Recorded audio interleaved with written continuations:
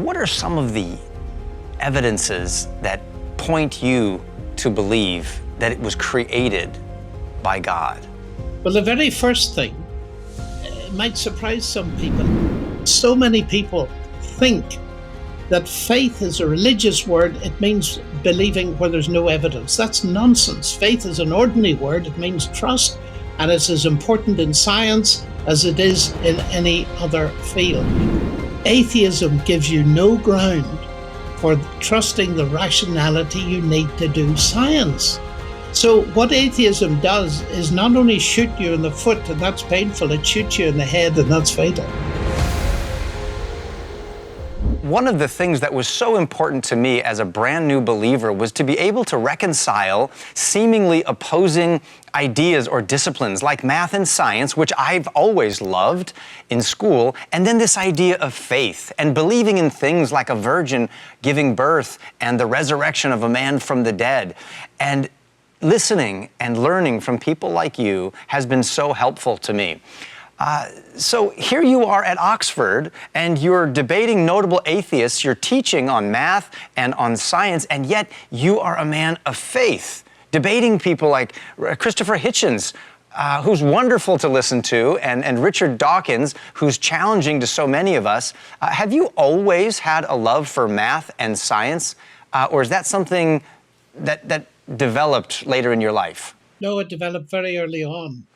I was quite good at arithmetic at school, and that then led to an interest in mathematics. It also led to an interest in languages. I love languages, and I've kept that going. But right early on, my parents, who were wonderful in encouraging me to think about the big questions. So I wanted to know where mathematics fitted in science and where science fitted into the big picture.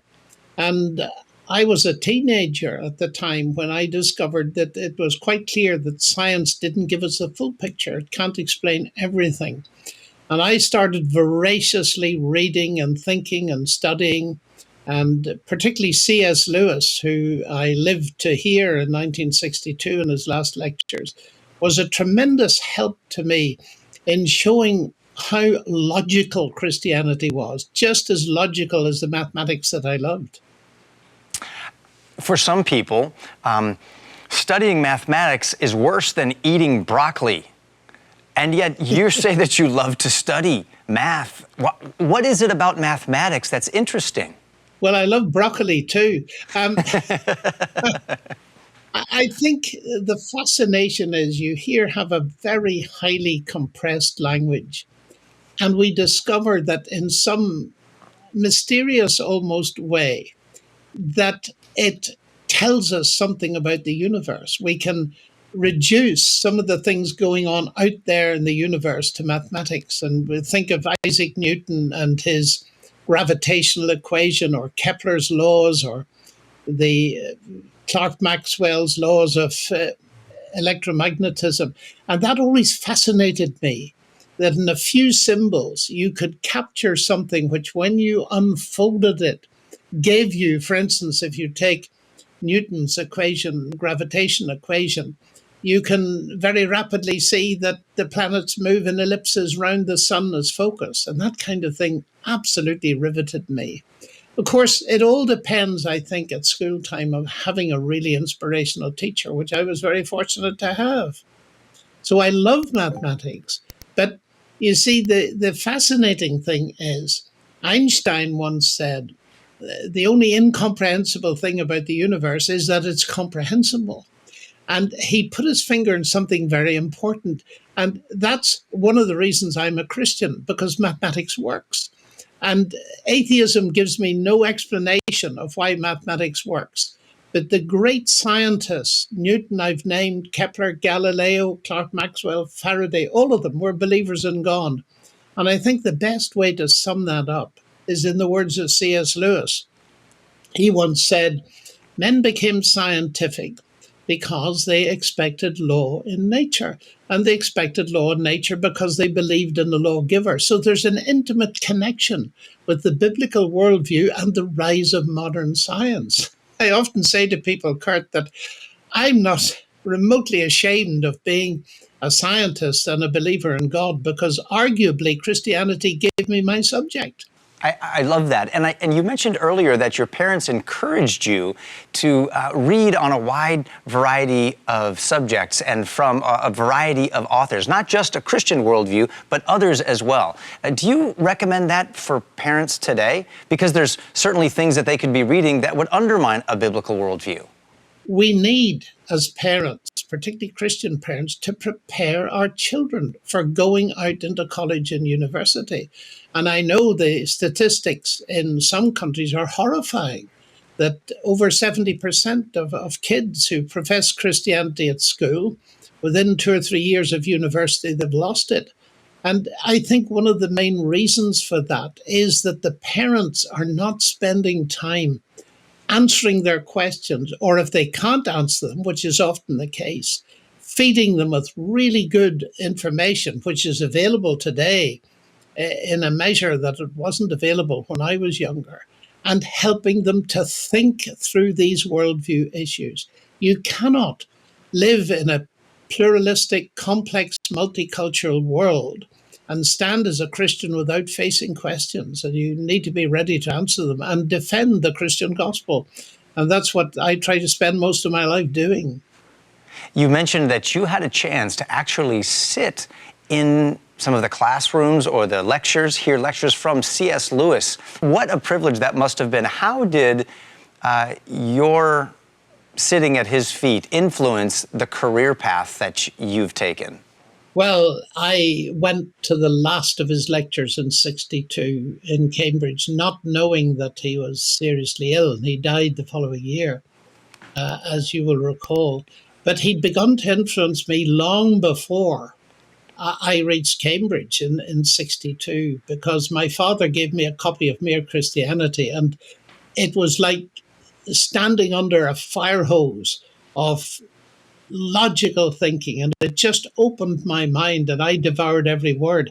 And what was most important for me was I have no idea what it's like to be an adult and not a believer in God. And I needed someone to guide me into what that was like. And so C.S. Lewis, who was an atheist until middle life, until his 30s certainly, provided that guide and helped me to understand the nuts and bolts of atheism. And I didn't know that one day I would confront the leading atheists of the day, like Richard Dawkins and so on. And all of that was enormously helpful, because what got really into my heart at an early stage was that Christianity was true. I'd seen it lived, really lived in the lives of my parents, and they loved me enough not to force it down my throat, and they encouraged me to think, so that I was persuaded inwardly of the truth of Christianity. So when I left Ireland, with all its religion and its factions and everything else and bigotry, and got to Cambridge, I didn't lose my faith in God, as many of my contemporaries did, because they had never imbibed it. They'd never believed it for themselves in an individual way. So parents were very important. Lewis was important. And other people were important in helping me to think about scripture as hard as I do about my maths. As a mathematician, John, when you look at the universe, what are some of the evidences that point you to believe that it was created by God? Well, the very first thing, it might surprise some people, it's the very fact that we can do science with mathematics. In other words, we discovered that this is what I call a word-based universe. It's describable in a language. And that resonates wonderfully with two things, two central statements in the biblical text. Firstly, the first words of the Gospel of John: in the beginning was the Word. The Word was God. And then a bit later on, all things came to be through the Word. And there is John explaining how the universe came to exist. It is word-based. It was spoken by God, who is the Word. And in the simpler language of Genesis, but no less profound, you have the constant repetition, and God said, and God said. So one of the things that points me towards God is the semiotic nature of mathematics. It describes the universe in language. And another thing that fits beautifully in with that was discovered relatively recently, and that is the fact that the human genome is the longest word, contains the longest word we've ever discovered, 3.4 billion chemical letters all arranged in a row. And when Francis Collins stood beside the President of the United States and announced that they decoded it, they said, this is the language of God. And there in our genetics, in every one of the 10 trillion cells in our bodies, is a lengthy word. And that, to my mind, speaks directly of an intelligent input from a speaking God. It's a word-based universe. So that's where I would start. And then I would pick up probably from physics the fact that's recognized by virtually all physicists and cosmologists that this universe is incredibly fine-tuned to have carbon-based life on it. The basic constants of nature are so precise, have to be so precise, otherwise the universe wouldn't exist. And again, that demands explanation. Every scientist sees that it demands an explanation.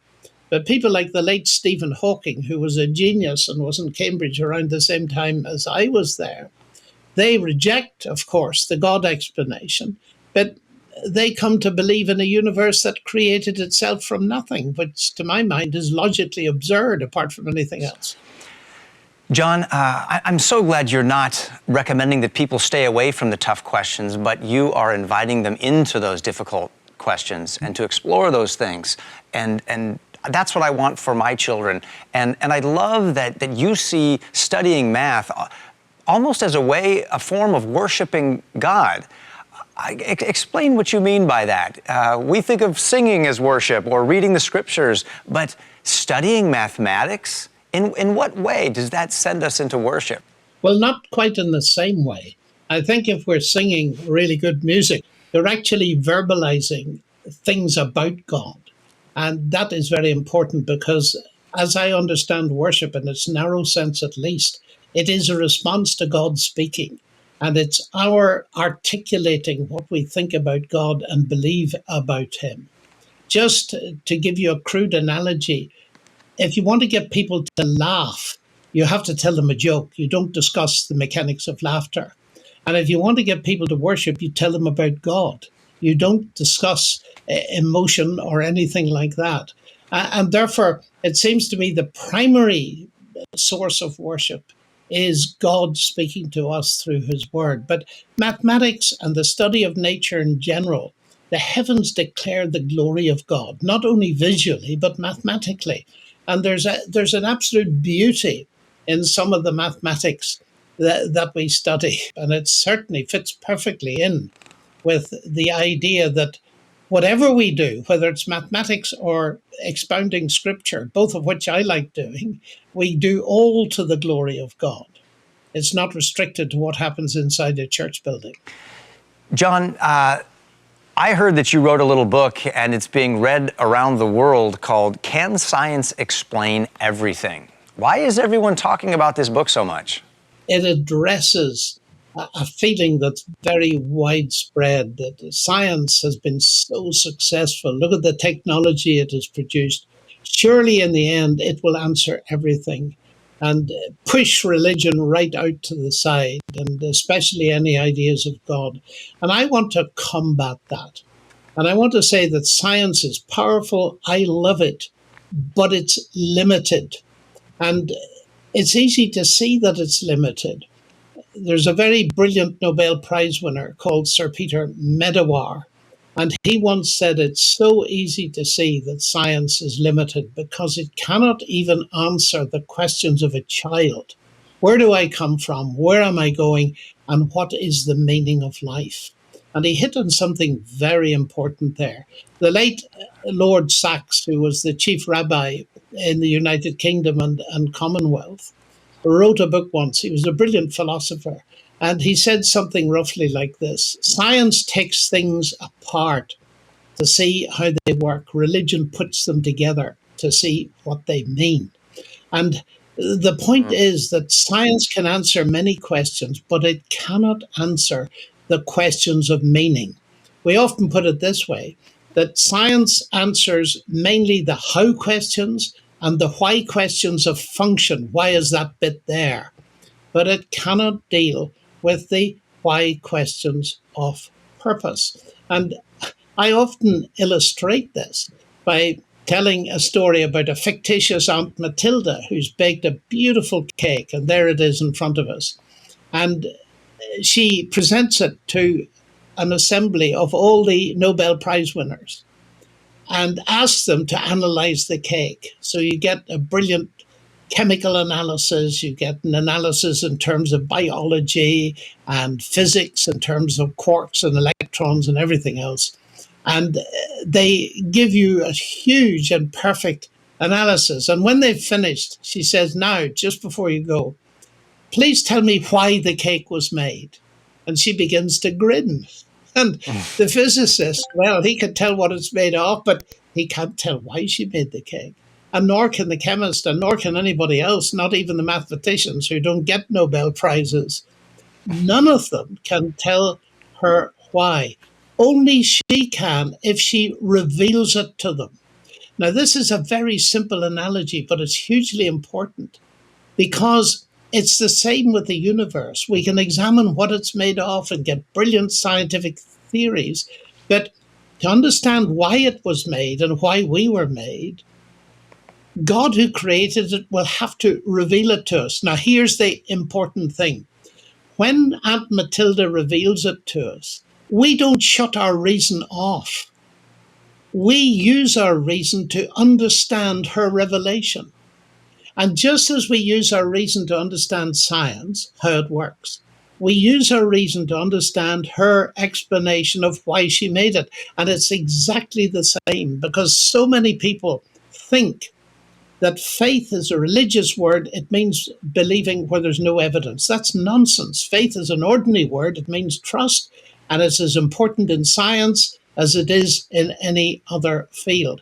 And that's why I say that we need to distinguish between these two explanations. Why are people, do you think, so committed in the academic fields to not believing in God? And they've done a fantastic job of making us think that we're the ones who believe fantastical things. But really, it's the ones who deny God who appear to me to be living in this fantasy world that out of nothing, everything comes. Sometimes when I'm talking to scientists, I'll say, what do you do science with?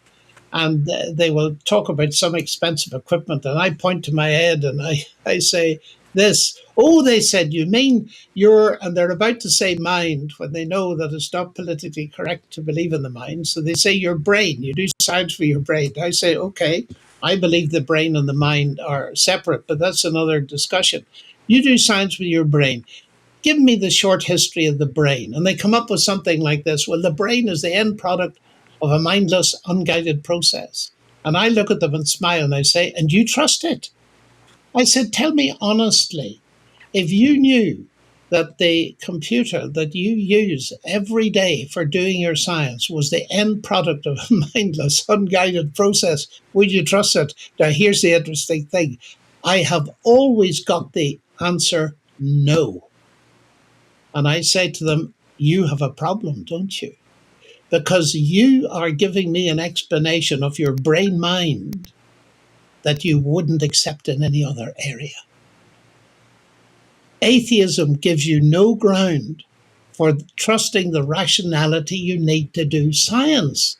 So what atheism does is not only shoot you in the foot, and that's painful, it shoots you in the head, and that's fatal. You're speaking in ways that remind me of C.S. Lewis and making similar types of arguments, and it's so refreshing to hear this.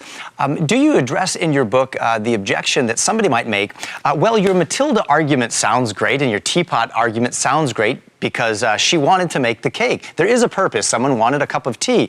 But you cannot assume that the universe was made for a reason. We can pull it apart, we can describe how it works, but doesn't it just take faith to believe that there's actually a purpose and a meaning behind it all? what say there is no purpose or meaning? Well, of course it does. You can assume that there's no purpose or meaning, but then that's the stop. And it's very interesting for a scientist to take that view, because all the time they spend, what's that for? What's the point of that? What's the purpose of this? And my friend Paul Davis, who is an Arizona State University, not a theist, he says it's very curious when science goes down and down and down, and then say, well, the whole thing, you don't inquire, there's no purpose behind it all. The thing is, I'm looking for explanations that make sense, and I prefer them over explanations that make no sense. Now, here we are as people who can create our own purposes. And that's a very interesting thing. C.S. Lewis, again, made the point. Wouldn't it be very strange, he said, if we found ourselves in a world where we got thirsty and there was no such thing as water? And you see, it's like that. Our minds long for meaning and purpose. It's one of the most important things. Science doesn't give us those things, except in a limited extent, that a person can say, my purpose in life is to solve this problem. But an ultimate purpose, where's it all heading and so on, that is a crucial question. And in the end, we can assume that it's all absurd, but that's the end of the story. And what if we're wrong? And so I would much prefer to say, if you assume it's all observed, that is your faith. There are no people, and this is hugely important, there are no people today who are not people of faith. Every scientist is a person of faith. And when anybody uses the word faith when talking to me, I say, faith in what? What is your faith in? It's in something. It may be in yourself. It may be in your science. It may be in atheism, or it may be in God. What is the evidence that backs up your trust? Because that's what faith is. It's not believing where there's no evidence. It's committing yourself where there is evidence. Otherwise, you're just a bit crazy. John, I love what you're saying, and it reminds me, as a young Christian, when I was wrestling with these issues, I wanted to have so much evidence. I wanted all the God-believing scientists to create such an airtight case that faith would not be required in order to know God, to love God, and to live with Him forever. And yet the Scriptures say that faith is it's impossible to please God without faith. Faith is a gift that comes to us from God, and somehow God has stacked the deck in such a way that faith cannot be removed from the equation. Why do you think that is? Well, because it can't be removed from any equation. I can't prove to you, mathematically or scientifically, that my wife, to whom I've been married for 52 years, loves me. But I believe there's enough evidence of that for me to stake my life on it. We get a bit mystified here, and we don't realize that trust, faith is something that abides, it goes all the way through. And faith in God is not simply faith in a set of propositions, like in science.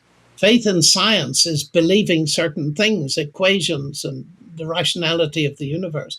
But when we're talking about God, we're talking about faith and trust in a person. And of course, we would be very unwise these days, particularly, to trust people without there being evidence. We need evidence for trust. But evidence is the thing that leads to trust. It doesn't replace it. If I want to get a mortgage from a bank, I go into a bank manager and he says, on what basis should I trust you? Well, I've got this collateral, I've got this house. Well, that doesn't displace trust. It gives them a reason for trust. That's a very different matter. So we'll never do away with trust, even in ordinary human relationships. And what I spend a lot of time doing, because the new atheists have done a marvelous job in getting people to think that atheists have no faith. They have rationality and so on. And that's sheer nonsense. Richard Dawkins says in one of his books, Atheists Have No Faith, and then he spends about 400 pages telling us what he believes. I mean, that just is sheer nonsense. Christopher Hitchens was even worse. He once said, our beliefs are not a belief, our faith's not a faith.